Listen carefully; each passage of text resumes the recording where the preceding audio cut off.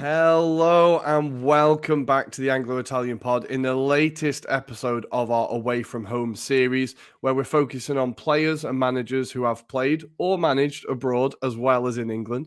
And today, I'm delighted to be able to introduce ex-Premier League legend, Newcastle United, Sunderland, Fulham, Lee Clark. Lee, how are you today?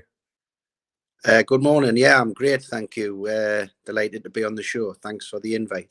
Yeah, thanks for coming on. We've been excited about this one for a while. So where are you calling us from at the moment? What are you up to? I'm currently in Liverpool at the moment. My son plays for Liverpool Football Club. Made his debut this season in the Premier League and Carabao Cup. So, yeah, I've been down to spend a few days with him and then I'll be going back up to the northeast later on today. Nice. How does that feel seeing your son coming out for a Premier League team? That must be an incredible feeling, right?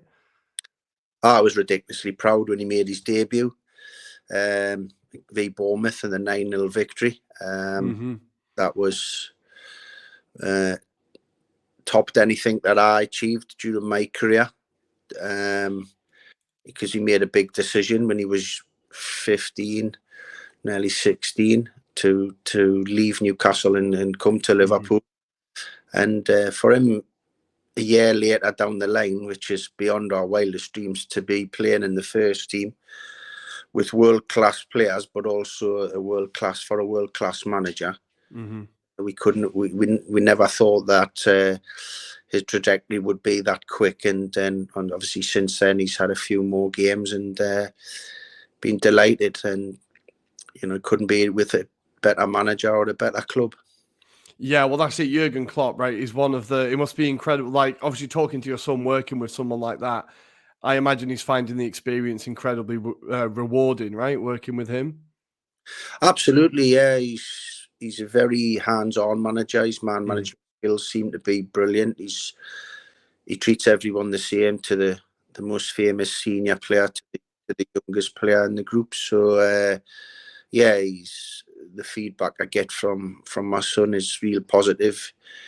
He's helped him settle in really well, and yeah, it's going great. But as I well know, the experiences I've had in my career, there'll be ups and downs, but I'm sure people inside the football club, they'll help him, navigate through that. Very nice. Well, Lee, we're going to get onto your career, and we always start in the same place, and we start with how you got into football.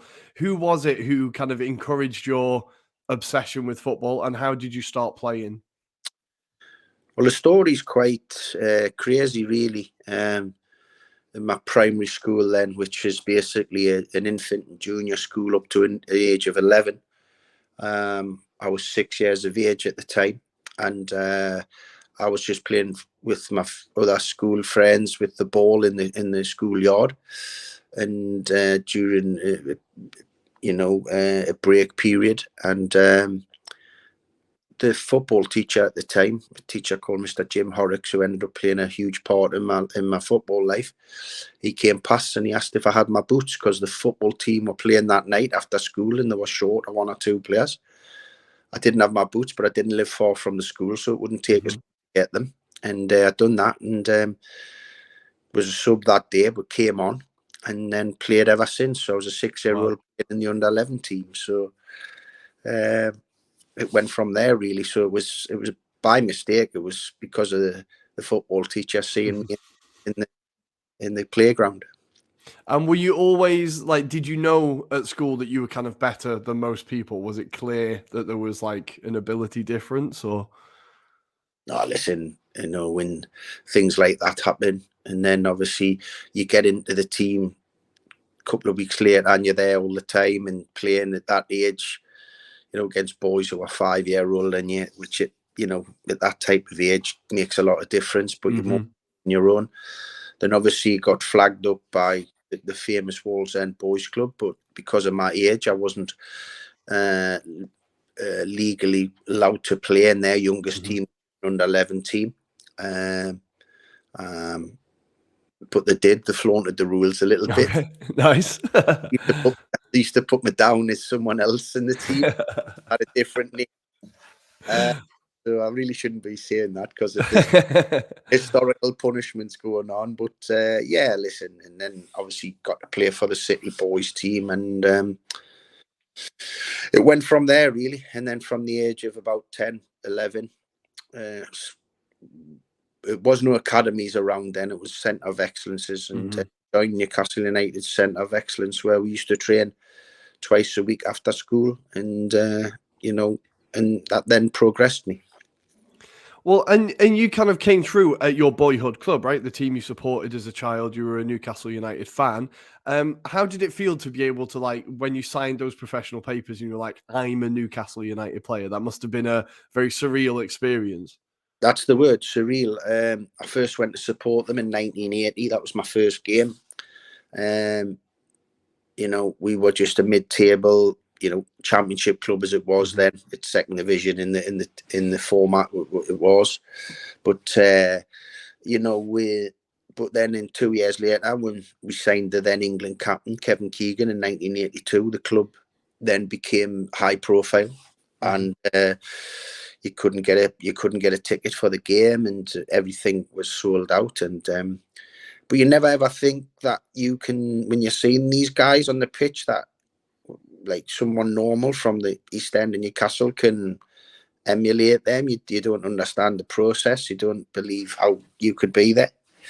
But then as you get a bit older and things start to happen, you know, early teens and stuff like that, when the clamour of clubs are trying to sign you, you realise, well, something could happen. You're living the dream, basically. So that's how it all come about. Nice. And you were part of an incredible Newcastle team. So as you said, you kind of, I think in your first season, you got promoted from the old second division into the Premier League under Kevin Keegan. And then you were part of that Newcastle team that finished runners-up twice with that kind of infamous season, that kind of one of the most famous seasons in Premier League history now. How would you describe, like, being managed by Keegan? And the team at the time was a very exciting team, right? Yeah, I mean, I got my debut before Kevin came. You know, the late Jim Smith, manager, when I was 17, and gave us my debut down at Bristol City. Ozzy Ardiles then took it on and gave a lot of us young players a lot of confidence in our heads. And then obviously Kevin came in and took the club to a new level, as you said. Took us from the lower regions of the then, well, what it's now is the Championship. Stopped us from going through the trapdoor to League One there.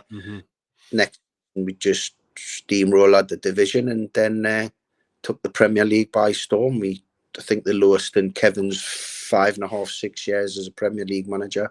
We finished sixth, and as you say, twice finished second. On one occasion, should have really have wrapped the Premier League up, but you know, the experience that the Man United lads had showed on us in the end. So a ridiculous rise, ridiculous turnaround in a club, very similar to what's going on there now. The similarities are scary, really. Yeah, so yeah, a great period. I mean, people talk about if you finish in second, you don't get remembered. Second's nothing, and that's probably right. But we are still very, very fondly remembered at Newcastle United. If this team goes one further and can win something, maybe it knocks us all off the shelf. No, but I think you're right. I think anyone who's a Premier League fan remembers that Newcastle team. And even if it was second to, as you said, that Manchester United team and that manager, I think the team is still remembered quite fondly. But if we quickly talk about that season, you kind of talked about it. There was a 10-point, 12-point gap at one point. How did it feel when you had Manchester United behind you and you could see them kind of creeping up? Was that like, was it a mental challenge? Was it something within the squad that people were aware of? Well, you know what happened, because it ended up being a 2-horse race quite early in the season, and the final few months, Sky Television then decided that they wanted us both to be on the live games, but rather than have all these games that they have now in terms of 3 or 4 games per day on a weekend, it was either we would play on the Sunday, Super Sunday, or we'd Monday night football and vice versa to Man United. And what sticks in my mind with Man United was they had two players. They had fantastic players all over the pitch, but two players who stood out when they were catching us up was Peter Schmeichel, Eric Cantona. And, they had a couple of 1-0 results as they were reducing the gap on us, and Schmeichel was being phenomenal at one end, and Cantona was either making or assisting the goals at the other one. And when they crept up and eventually caught us up and went past us, they were the ones. And no better signal of that was the Monday night game at St James's, which we lost 1-0, and Peter Schmeichel played unbelievable, and Cantona produced some magic for their goal. And you kind of talked about it, kind of the similarities between Newcastle then and Newcastle now. Can you see similarities between Keegan and Howe in how they're managing their philosophy towards football? Can you see some similarities there? Absolutely, because no matter what stage the game's at, no matter how the team have been playing, they're always on the front foot. They're always looking to score. There's been talk in the last few games they haven't scored a lot of goals, but that hasn't been down to not making chances. That's just not, they haven't been taking their chances, whereas in the season. So what probably people will say is the difference, and we always got this thrown at us, probably because of the famous Liverpool 4-3 games, that we weren't great defensively. We were a little bit gung-ho. But in all honesty, we always were in the top 3 for our defensive record. But where Eddie and his team have took it to a new level, their defensive record is just off the map, really. 10 clean sheets, 16 in all this season, which is a phenomenal record. So, the basis of that team and what they can do attacking-wise, they're still not, it's not taken away from the attacking side. It's, as I said, they haven't scored the amount of goals they probably would have liked in the last 5 games, but that's nothing to do with they're not creating chances. They are creating numerous chances. They're just not being as aggressive or as potent as they were earlier in the season. So hopefully that'll come back very, very quickly. Yeah, it feels like this. I think Newcastle are overachieving for what people expected this soon, right? And I feel like they're still a club and a team that's being built, right? They're doing it relatively sensibly. I think they're not just throwing money about, they're doing it sensibly. But you can see the progress, and maybe give it another season, especially if Newcastle finish top 4 this year.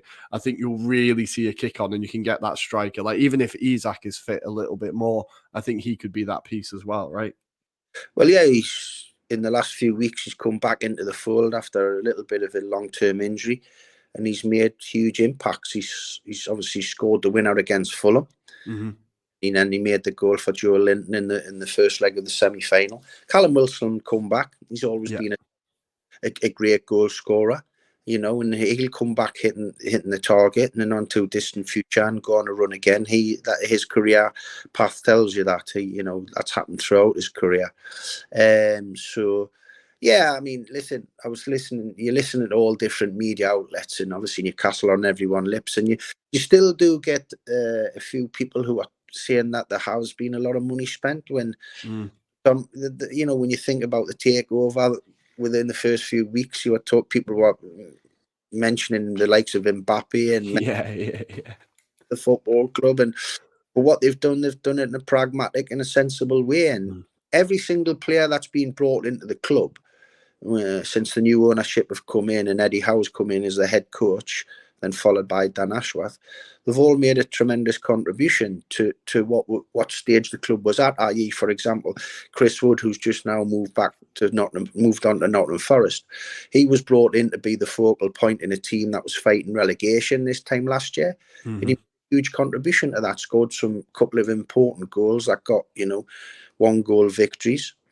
And, as the standard and the position of the team progressed, obviously Chris became surplus to requirements, but he'd done a terrific job for what he's brought in.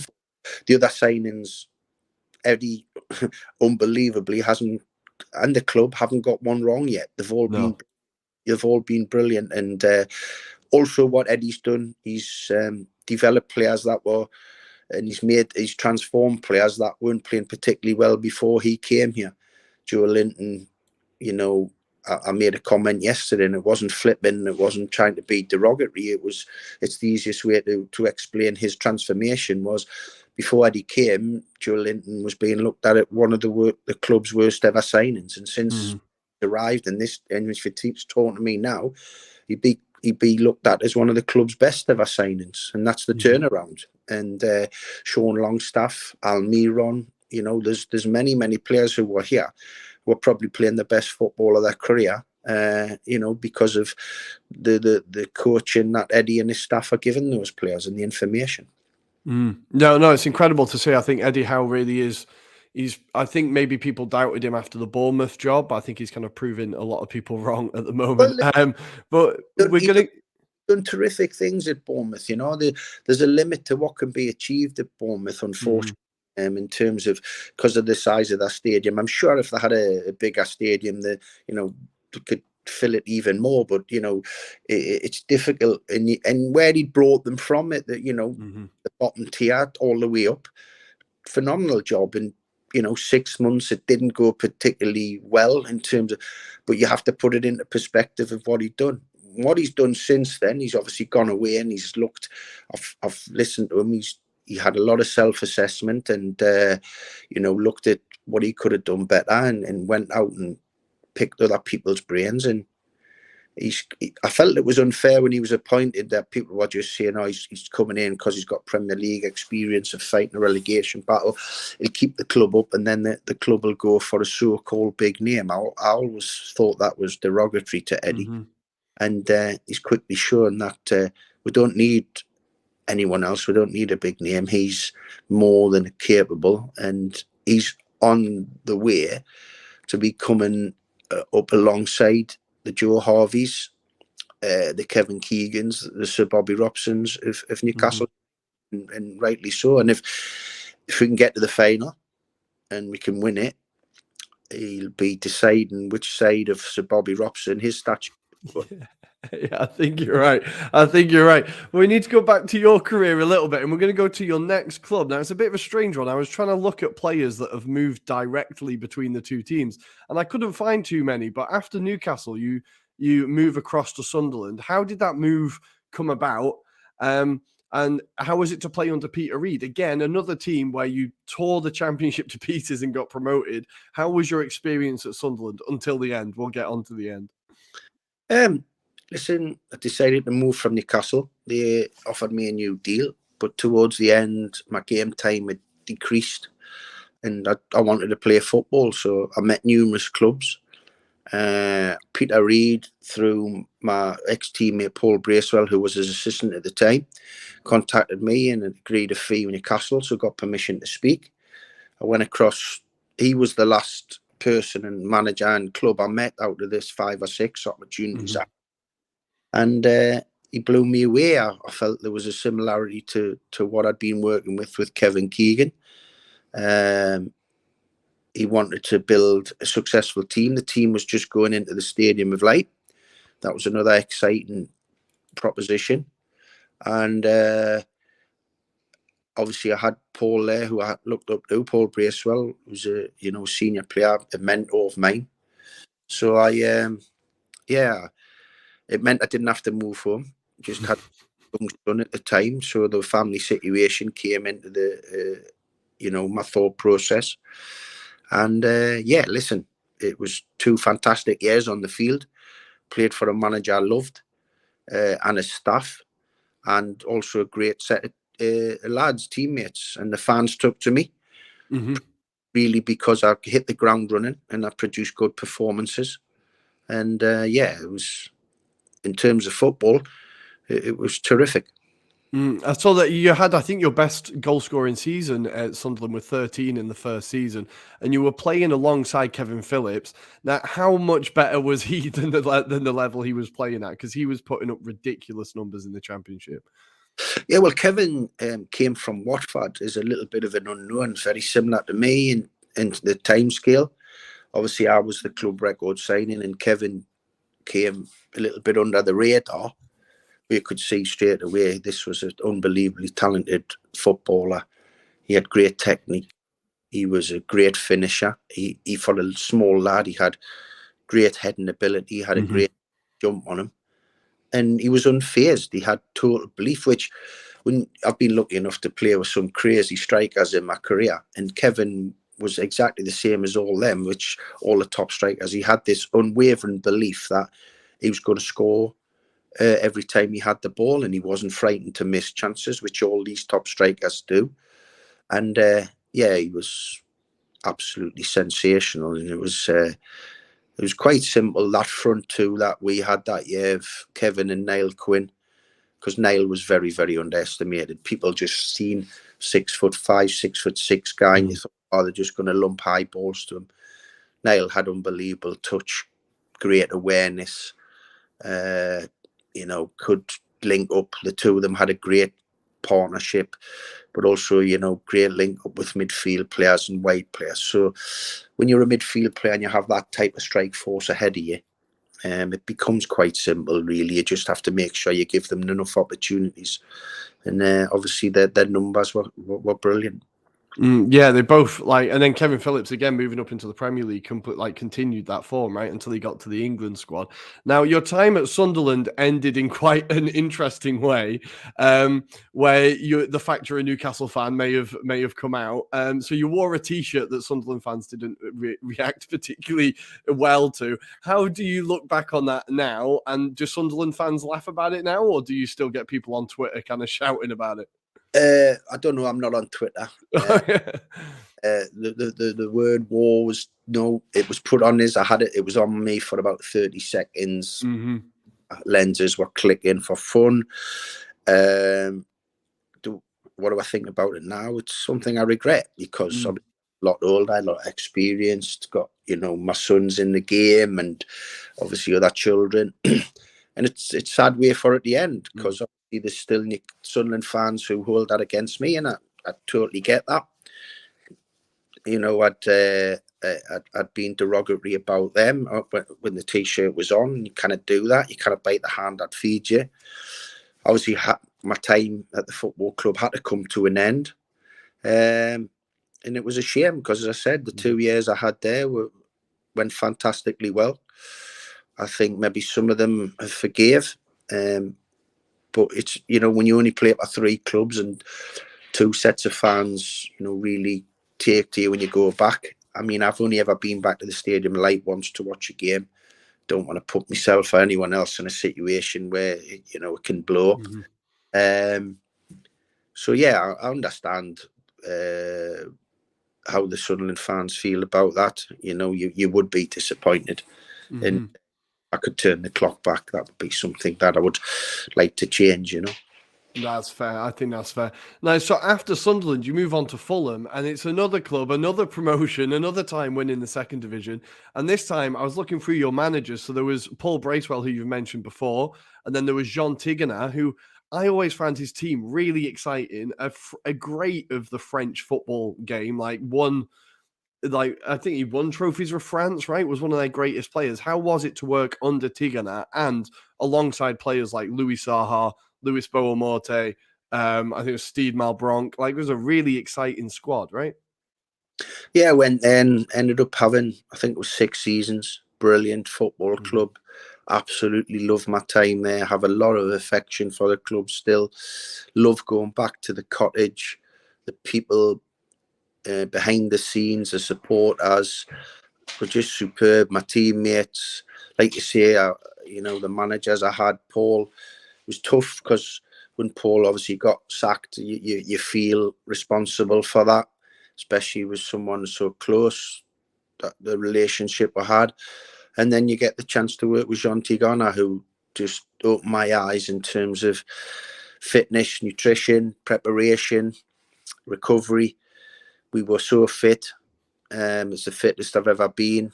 And we had to be, because of the football he wanted us to play. And you rightly say he was part of the him and the Platini midfield at the French team, his big friend.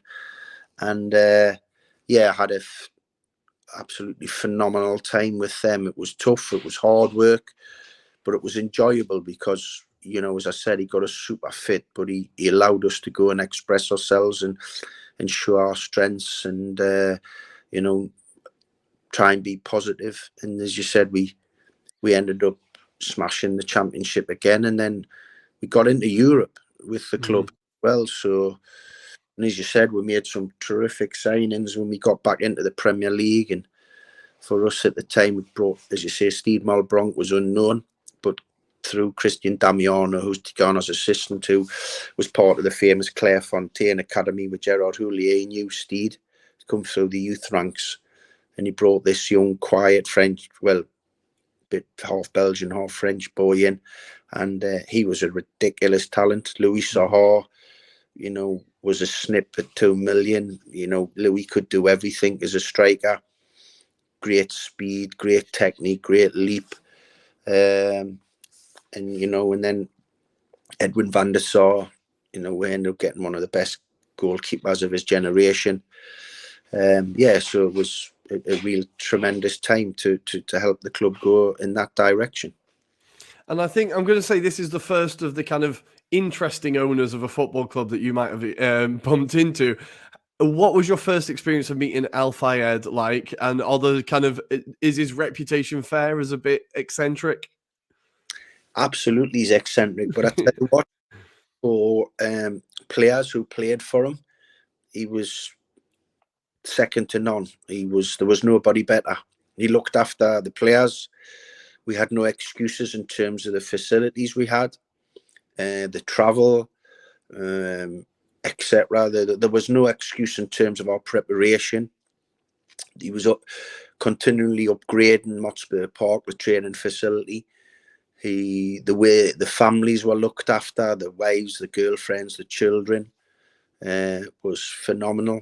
So, and I can imagine he was a tough boss to work for as a manager or head coach, because he had probably high demands. You know, he pushing the club forward, but could have no excuses. We, as you said, eccentric, but loved that part of him as well. And as I said, he was the man running the organisation that allowed me to have 6, nearly 7 brilliant years in London at a brilliant club. And for someone from the northeast, as I said, that's the reason I stayed at Sunderland. I never ever thought I'd move to London. Whenever we played there, I always felt it was like too big for us in terms of when I'd go for a walk before the game, I thought, wow, this place is huge.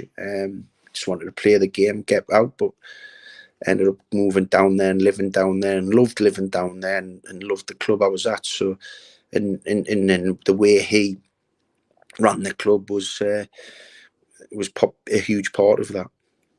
Yeah, no, I think those years at Fulham, I always loved watching those teams. I thought they were just, a lot of those players were really exciting, really, really exciting players. So then after Fulham, you have a bit of a homecoming and you go back to Newcastle. Did you always know that you wanted to kind of end your career at Newcastle, or you wanted to go back? No, listen, I thought the time had gone. I thought it had all bypassed me. So that was something that was always a dream, but thought it was a dream that could never happen.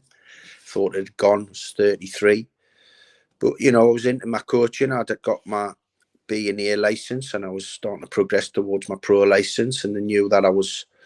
So what they decided to do, they offered me an opportunity to come in as a player coach. I knew the role in terms of the player was basically as a backup in case there was any injury issues or whatever, and I was going to be learning my trade as a coach under the then reserve team manager. So yeah, it was that was the idea, but quickly got in there, and I must impress Graham Souness, because within a few weeks I was in the team. I ended up playing between 25 and 30 Premier League games, so it was a homecoming I never dreamed of, but it was a brilliant way to end my career. I needed to have an operation at the end of that season, and I decided, right then, that's it. I've started here, I'll finish here. And then, dedicated myself into my coaching and managerial career then. So this is when you became assistant to Glenn Roeder, right? Towards the end of your time. And then you finally, well, then you get into management yourself. And your first opportunity in management in the game is Huddersfield in League One.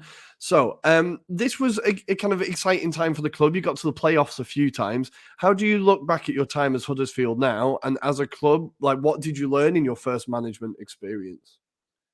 It was brilliant. I was working for an owner, Dean Hoyle. We were very aligned, same sort of age bracket, and had a great working relationship, very open. When we went into the club, because I was his first real appointment after he took over, he was a Huddersfield fan, done very well in his business life. Decided he wanted to try and put something back into the club, and we took over, and there wasn't really a sign of a football club there in terms of that there was no value to the squad. Yes, the academy were getting players in, but that was because of the standard of the first team. So we wanted to start upping the standards of everything. We had no training facility. We would use a local university with porta cabins. So we decided, there was no recruitment team set up, and we'd done all this stuff. And all while that was happening, we were building a team and a squad that was exciting on the pitch. Our first transfer window, we decided to go for young, hungry, exciting players, and they came in and done brilliantly for us. And we added a lot of value to the group, but we also playing exciting football. We lost in the semi-final to a strong Millwall team who eventually went up in the playoffs. Lost to Peterborough in the final the following season, and then the season after that got the promotion. And obviously have the Football League record still is 43 games unbeaten. And the team and the players went on to have fantastic careers. Some of them got some magnificent moves, big money moves, and the club progressed. And a few years down the line, got themselves in the Premier League themselves. Mm-hmm. Yeah, so you had players like Jordan Rhodes, like was your kind of your top scorer in your time there. Like, could you see that he could play at a higher level straight away? Because he was scoring incredible amount of goals. Well, football's about timing, isn't it? When I was assistant manager to Glenn at Norwich, Jordan was a young striker at Ipswich, and they came over to Colney, the Norwich training ground, and played obviously the derby game, Ipswich, Norwich v Ipswich, and I noticed this lad, and I seen that he just came alive when the ball was in the box, and his bravery, etc. And he looked like he had a calmness, and he'd already had a loan spell. By the time I'd got to Huddersfield, he'd already had a loan spell at Brentford when they were in the lower leagues and done really well there. And we, the first thing you do when you're looking to have an exciting group of players, you want someone who's going to score your goals. And we thought Jordan could do that. Did we ever think he'd get to the numbers he got? I wouldn't have thought so.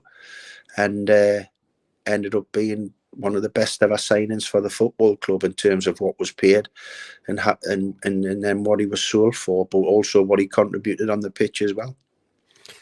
As you said with the playoffs, it took a few attempts to get there, and you see a lot with teams that kind of lose in the playoff final or lose out in a playoff semi-final. The next season they might struggle or they might get nowhere near the playoffs. How did you keep the team consistently up at the playoffs? How do you motivate your team once they've had that, because losing in the playoffs is brutal, right? If you lose in the final, how do you motivate the team again?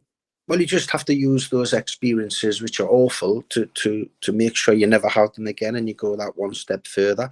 Like I said, our first window was young, hungry players. Then after we lost in the semi-final against a really powerful, strong Millwall team, we knew that we needed a bit of experience alongside those young, exciting players as well to help them through, and a bit of physicality. So that's what we've done in the next kind of windows.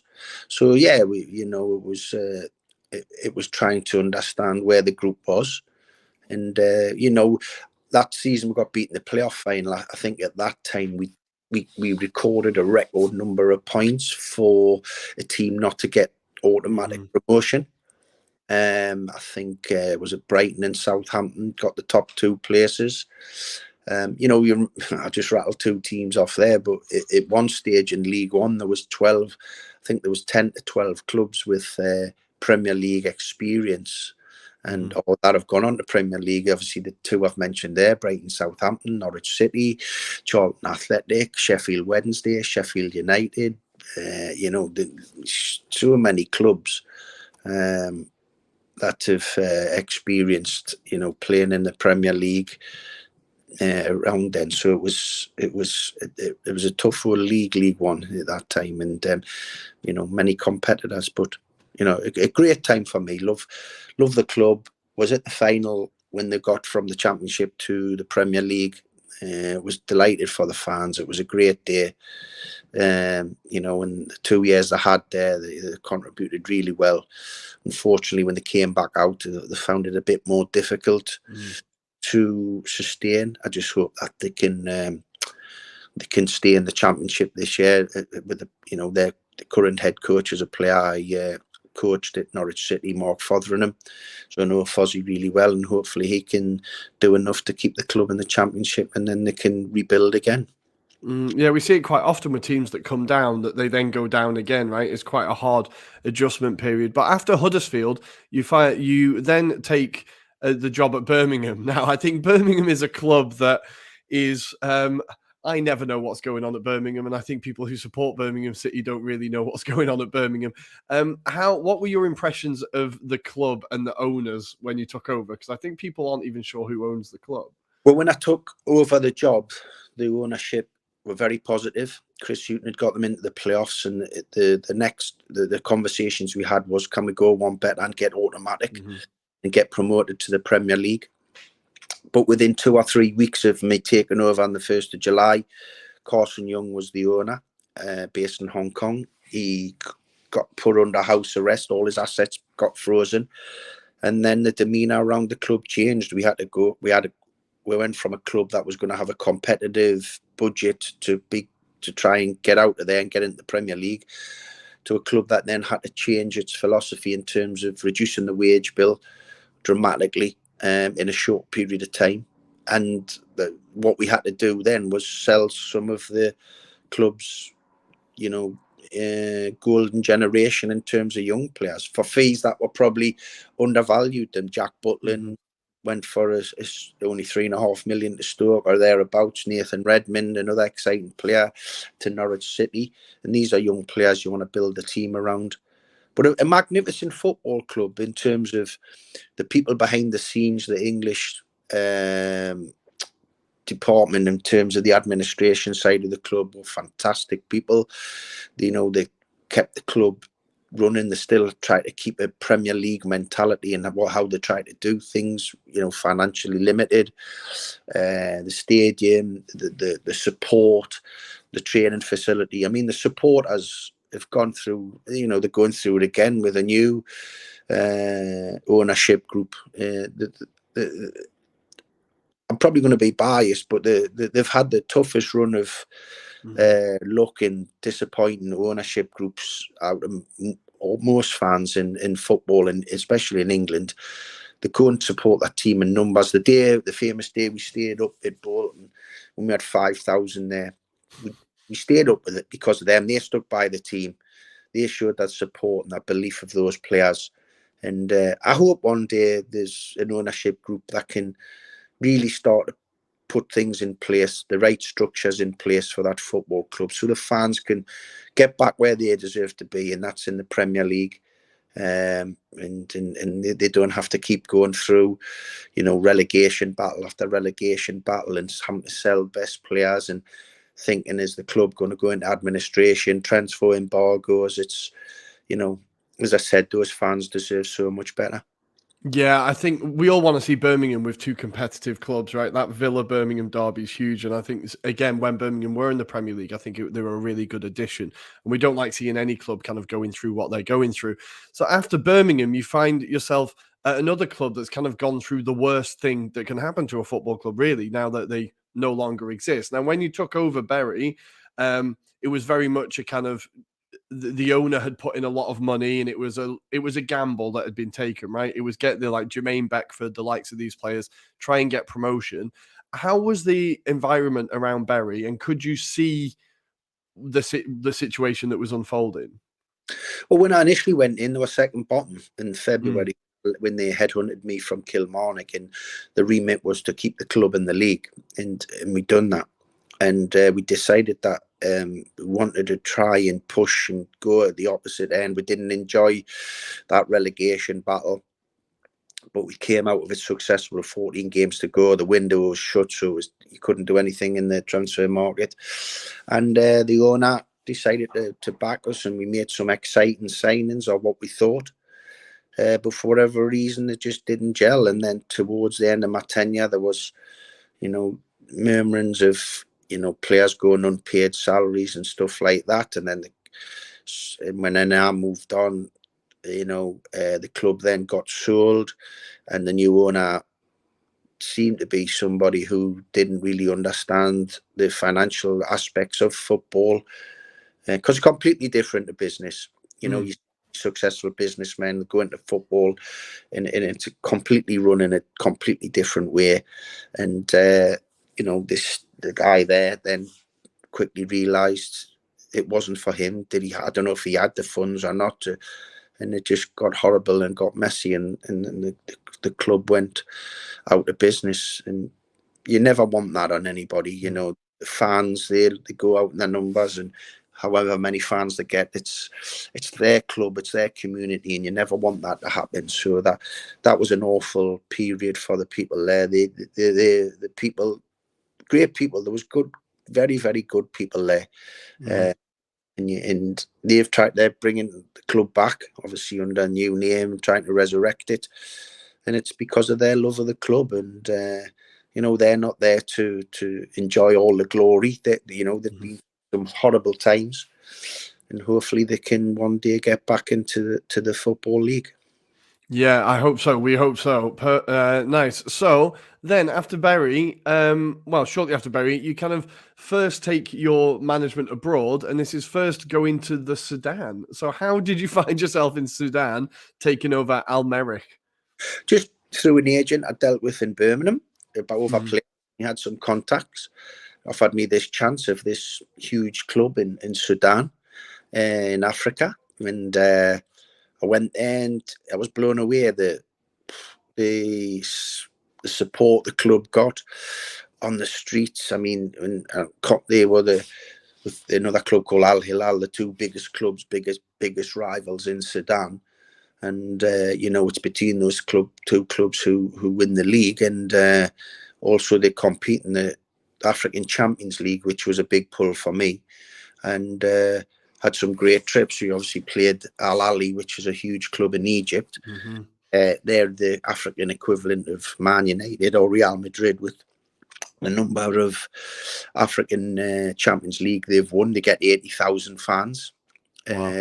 Imagine us at Merrikh were getting 42,000, 45,000, and the noise and it's non-stop. It's just crazy how they go about their football. So in that terms, it was a great experience, learning a new culture, dealing with the new players and different types, and on a different continent, and had a great time competing in the Champions League.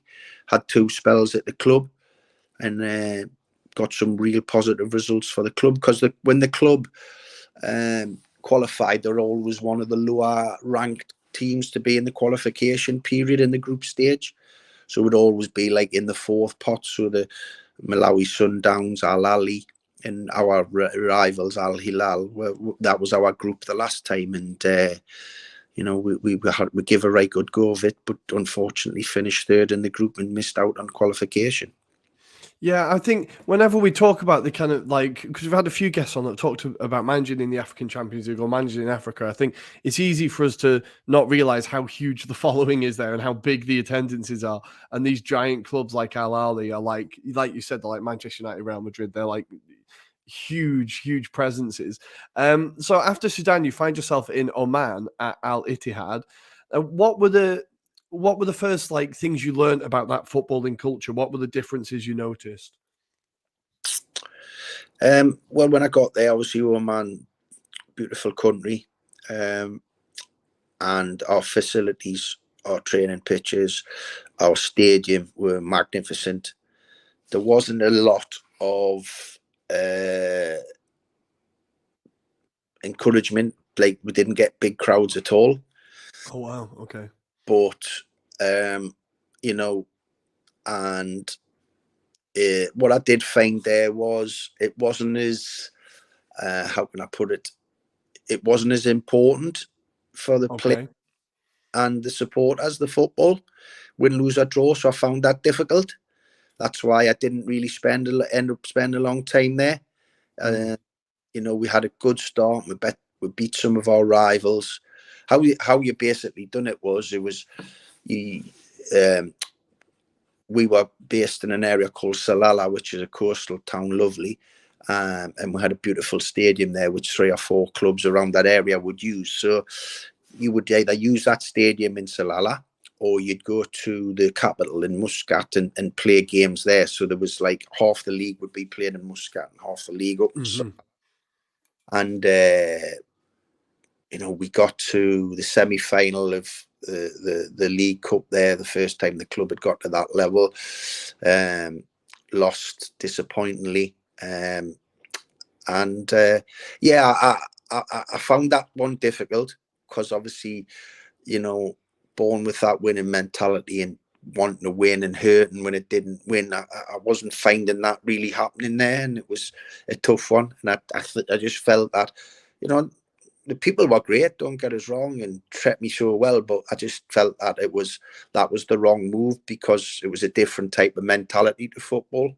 So yeah, quickly, you know, didn't only a couple of months there, but still a great experience. I take all these things and try and use them in the right way. Nice. Well, Lee, we're going to try and kind of wrap up now because I'm aware of time. So are you wanting to get back into management now? Are there any countries in particular that you're like, I would love to manage there? I'm not pursuing strongly. I've got to say, probably my thought process is my overseas managerial career is over, unless something crazy comes out of something which I cannot see happening. Still open in the UK.